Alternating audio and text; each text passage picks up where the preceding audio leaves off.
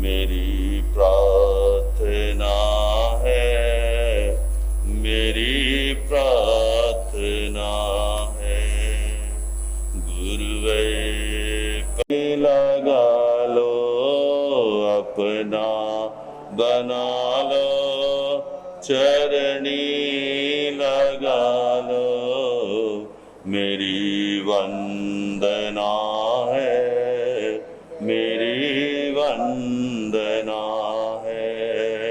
गुरुवे पधारो, हृदय में विराजो। मेरी प्रार्थना है, मेरी प्रार्थना है। सर्वप्रथम वीतराग प्रभु श्रमण भगवान महावीर स्वामी के चरणों में शत शत वंदन नमन। गुरुदेव की कृपा से कल हमारी चर्चा चल रही थी, जीवन को श्रेष्ठ बनाने के लिए कुछ गुण हैं जो हमें जीवन में उतारने। जीवन तो सभी व्यतीत करते हैं, कुछ जीवन को व्यतीत ऐसे करते हैं बस जन्म ले लिया, बस जी रहे हैं, बस जीना है। कब तक जीना है? जब तक आयुष्य है, क्योंकि आयुष्य जब तक खत्म नहीं होती, आदमी कितना भी प्रयास कर ले वो मृत्यु को प्राप्त नहीं होता। चाहे वो सुसाइड फांसी लगाए, चाहे कुछ भी करे, मगर जब तक आयुष्य है, जब तक वो जिए, उसके जीवन में कोई उत्साह नहीं है। वो ऐसा जीवन जीते हैं जैसे बरसात के मौसम में कीड़े उत्पन्न हो जाते हैं। वो उत्पन्न तो हो गए और जैसे ही बरसात बंद हुई, धूप आई और वो कीड़े उगे और पैदा हुए और मर गए। कोई पूर्व के पुण्य से मनुष्य जन्म तो मिला, मगर जीवन के मूल्य का कोई महत्व के बारे में कभी नहीं सोचा कि मुझे जीवन किस लिए मिला, क्या करने के लिए मिला, कैसे मिला, क्या करना है मुझे। ऐसा उसके विचार में कुछ नहीं आता। कुछ जीवन ऐसे हैं और कुछ जीवन ऐसे हैं जो पेट के लिए जीते। रोजी रोटी है, अब जीवन मिला है, अब कुछ तो करना ही है ना। कुछ करो ना करो, आप काम करते हो नहीं करते हो वो चलेगा, मगर पेट ने तो समय पे रोटी मांगनी है ना। अभी सारे कोई उपवास तो करके बैठे नहीं, और उपवास कर भी लिया तो पारना तो करना ही पड़ेगा। कुछ जीवन ऐसे हैं जो अपनी रोजी पेट के लिए पूरा जीवन व्यतीत कर देते हैं। कुछ पेट के लिए, कुछ खाने के लिए, कुछ सुख सुविधाओं को एकत्रित करने के लिए। सुख सुविधाएं समझ गए, गाड़ी, बंगला, पैसा, सुविधाएं, ये सुविधाएं हैं बस। कुछ अपने जीवन को पेट के लिए और कुछ सुविधाएं एकत्रित करने में अपने जीवन को गवा देते हैं, जीवन को व्यतीत कर देते हैं। कि जितनी मेरे पास बड़ी बिल्डिंग होगी उतना लोग मुझे पूछेंगे, जितनी मेरे पास घर के बाहर 4 गाड़ियां 5 गाड़ियां होंगी, लोग कहेंगे बहुत बड़ा श्रेष्ठ है। मगर एक बात आपसे पूछूं, दुनिया से विदा होने के बाद चक्रवर्ती जैसे राजा अपने साथ क्या लेके गए? चक्रवर्ती जो कोई भी नहीं लेके जा सकता, है ना। सब यही के यही धरे, जितनी भी सुविधाएं एकत्रित कर लो, और उन सुविधाओं को एकत्रित करने के लिए क्या करना पड़ता है? झूठ, पाप, अत्याचार, अन्याय, अनीति से धन कमाना पड़ता है, तभी वो सुविधाएं मिलती है। ऐसे तो मिलने वाली है नहीं। तो पूरा जीवन इन सुविधाओं, सुख सुविधाओं को एकत्रित करने में ही पूरा जीवन लगा देता है, मगर परिणाम कुछ नहीं होता। पहले वाला भी रोते हुए जाता है, दूसरे वाला भी थोड़ा सा रोते हुए जाता है। और बचा तीसरे प्रकार का जीवन है, वो व्यक्ति ऐसा सोचता है जीवन तो अनमोल है, मिला है, बड़ी मुश्किल से मिला, बड़े पुण्य से मिला, बड़ी मेहनत करी है, बड़ा इस मनुष्य जीवन को पाने के लिए पुण्य का संग्रह करना पड़ा, और जो पुण्य के संग्रह किया उसकी वजह से हमें मनुष्य जीवन मिला, मगर हमें इसे व्यर्थ में नहीं गंवाना। ये सुख सुविधाएं तो यही रह जाती है ना। सुख सुविधाएं, वस्तुओं में सुख होता है। आपसे पूछूं, वस्तुओं में सुख होता है? होता है जी। वस्तुओं में कोई सुख नहीं होता, सुख होता है हमारे मन में, है? आपको कोई पेड़ा दे खाने के लिए, आप कहते पेड़ा बड़ा स्वादिष्ट है, होता भी है, मीठा भी है, अच्छा भी लगता है, पेड़ा बड़ा स्वादिष्ट है। और वही पेड़ा बेशक अच्छा लगता है, मगर वही पेड़ा डेंगू के मरीज को खिलाओ तो वो पेड़ा कैसा लगेगा? कैसा? कोई डेंगू का मरीज है या कोई बुखार वाला है, उसको पेड़ा खिलाओ, पेड़ा बहुत अच्छा है, मगर वो पेड़ा डेंगू वाले को खिलाते उसको कुछ भी नहीं मजा आता।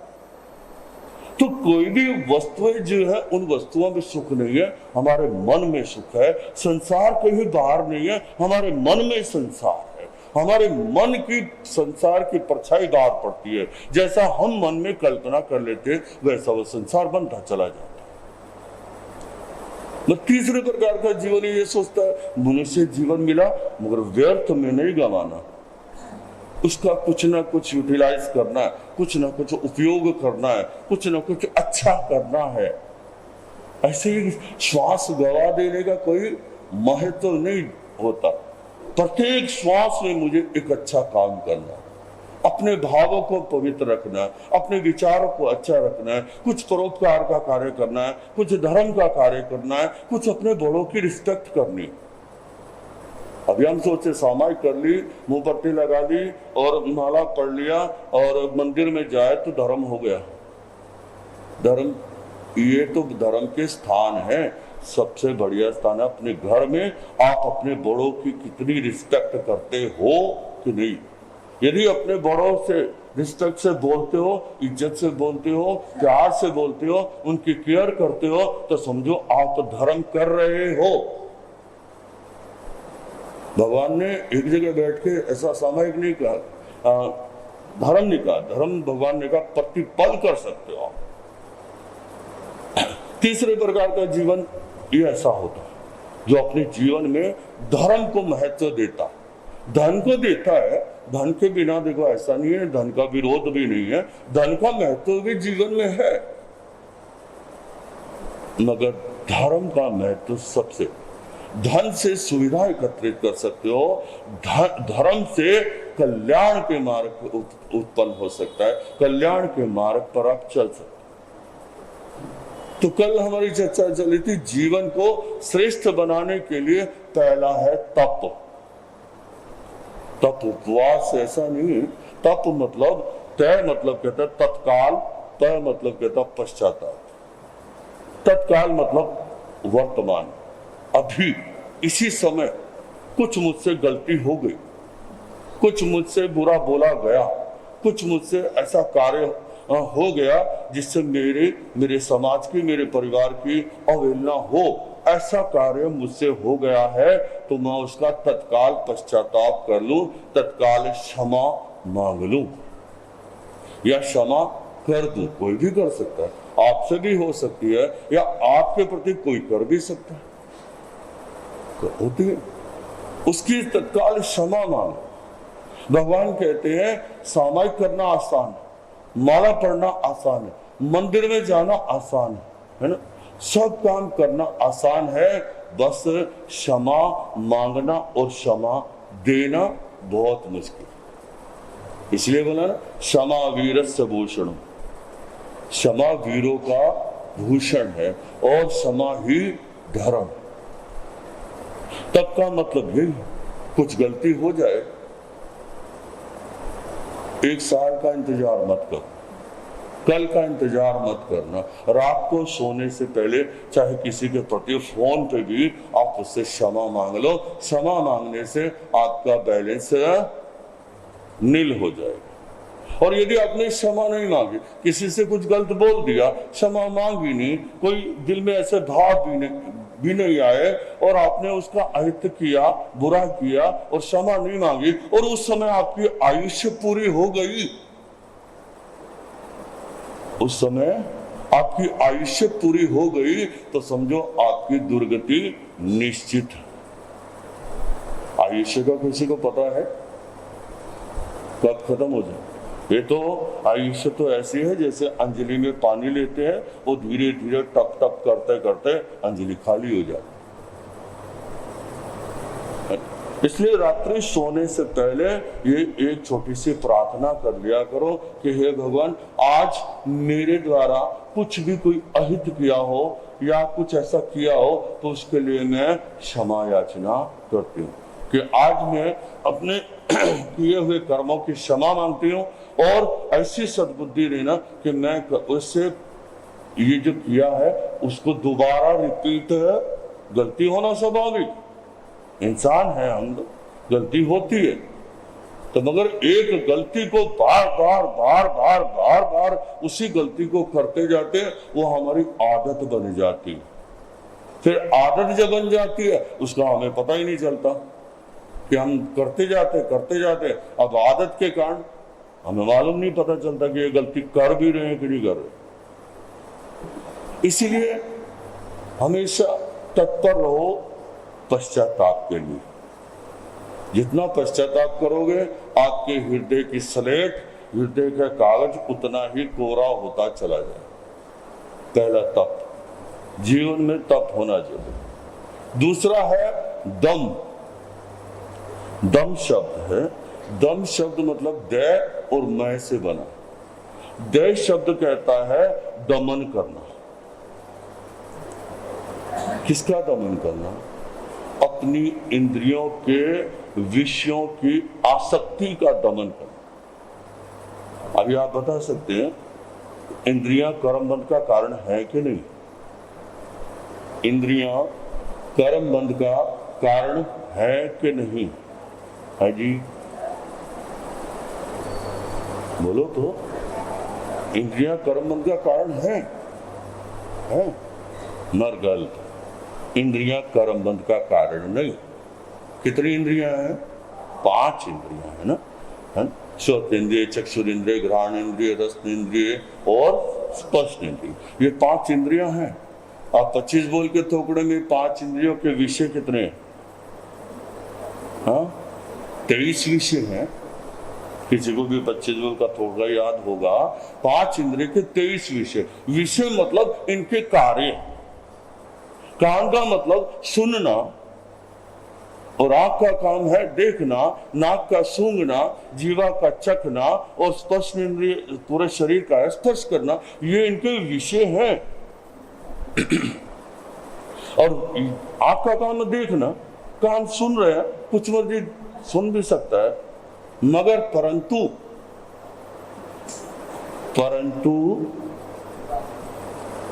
आओ विराज जी, आंख का काम है सिर्फ देखना, मगर किसी एक स्त्री को देखा और उसके रूप को देखकर उसके रूप पर आसक्ति आ गई, आकर्षण हो गया, उसको पाने की रुचि जाग गई, विकार जाग गया, तो वो आंख जो देख रही है बस उसके साथ जो विकार जागा है उस विकार के कारण कर्म बंद होता। 5 इंद्रिय के 23 विषय है, मगर उसके आगे भी है जो इंद्रियों के 240 विकार जोड़े जाते हैं, है ना, 240 विकार। वो 240 विकार जब इंद्रियों के विषयों के साथ जुड़ जाते हैं तो वो इंद्रियां कर्म बंध का कारण बनती है, अन्यथा इंद्रियां कर्म बंध का कारण नहीं होती। जब दया कहता है दमन करना, अपने इंद्रियों के विषयों के प्रति जो हमारी आसक्ति है, आंख का अच्छी चीज मिलनी चाहिए, कान अच्छे शब्द मिलने चाहिए, प्रशंसा होनी चाहिए, नाक से गुलाब का सुगंध आनी चाहिए, जीवा से अच्छा अच्छा खाने को मिलना चाहिए, शरीर को डंलक के गद्दे और अच्छी सुविधा मिलनी चाहिए। जहां ये विषय के साथ आसक्ति जुड़ गई वहां कर्म। बस उस आसक्ति का मतलब क्या है? जहां जहां हमारी आसक्ति हो वापस मुड़ के हम वहां आ सकते।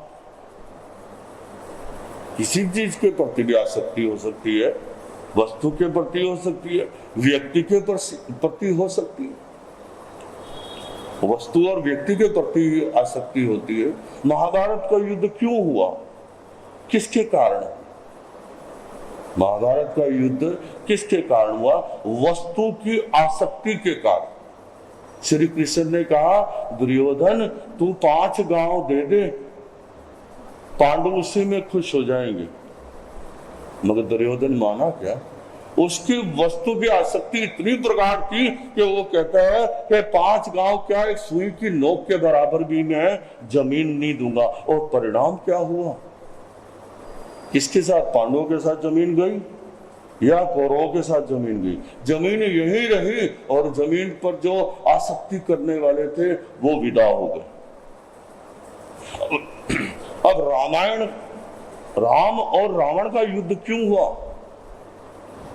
उसके पीछे आसक्ति थी, व्यक्ति की आसक्ति। रावण की आसक्ति सीता के प्रति थी, और मंदोदरी जो रावण की पत्नी थी वो सीता से भी कम नहीं थी, पतिव्रता नारी थी, खूब सुंदर थी। मगर रावण की आसक्ति सीता पर आ गई और परिणाम क्या हुआ? हर साल दशहरे पर हम रावण का पुतला फूकते हैं। मगर रावण ज्ञानी बहुत था और आने वाली 24वीं में तीर्थंकर भी बनेंगे। मगर एक काम उसने किया, गलत काम किया, व्यक्ति की आसक्ति से ऊपर नहीं उठ पाया। अब जब ऊपर नहीं उठ पाया तो फिर परिणाम भुगतना पड़ता। इसलिए देह शब्द कहता है दमन करना, अपनी इंद्रियों के विषयों का दमन करना, विषयों को जीतना। अभी हम अपनी इंद्रियों से ही नहीं ऊपर उठे हैं तो हम अपने मन तक कब पहुंचेंगे? अपने मन को कब संभालेंगे? और जब मन को नहीं संभालेंगे तो आत्मा तक कैसे पहुंचेंगे? शरीर, मन और आत्मा 3 चीजें हैं। इसलिए देह शब्द कहता है दमन करना, और देह शब्द कहता है अपनी इच्छाओं का दमन कर। 2 चीजें हैं ना, आवश्यकताएं और इच्छा। आवश्यकताएं सभी की पूरी हो जाती है, कॉमन सेंस है। अभी देखो कितनी आपकी आसक्ति है, मैं बोल रहा हूं मेरे तरफ आसक्ति नहीं है, मेरी बात नहीं सुन रहे। अभी कौन आया, सबकी आंखें उसी की तरफ हो गई, होगी नहीं। ये छोटी सी आसक्ति को ही दूर नहीं कर पाए तो हम बड़ी आसक्तियों को कैसे दूर कर पाए? अन्यथा मत लीजिएगा, बुरा भी मत मानिएगा। क्योंकि मेरे को अपनी बात की तो एकाग्रता लानी है, आपको सुनना है। घर बाहर का सारे काम धंधे छोड़ के आए, सुने, और कुछ ऐसा सुने जो पूरे दिन में दिमाग में चिंतन चलता रहे। और वो चिंतन चलेगा ना तो आप उस चीज से दूर होते चले जाएंगे कि हाँ बात सही है, थोड़ी सी आसक्ति तो कम कर लूं। देह शब्द कहता है दमन करना, अपनी इच्छाओं का दमन करना। आवश्यकताएं सबकी पूरी होती है, इच्छाएं कभी किसी की पूरी नहीं होती। जिंदगी खत्म हो जाती है इंसान की, इच्छाएं कभी खत्म नहीं होती, तड़पता रहता। कहते हैं ना, आशा करे बंदे दिया हो दिया न पूरिया, आशा करे बंदे दिया हो दिया न पूरिया, तड़पताव तेरा तावे रहदिया अधूरिया, आशा करे बंदे दिया। गला थोड़ा खराब है और मेरी बात तो शायद समझ में आ ही रही होगी। तो देह शब्द कहता है अपनी इच्छाओं को।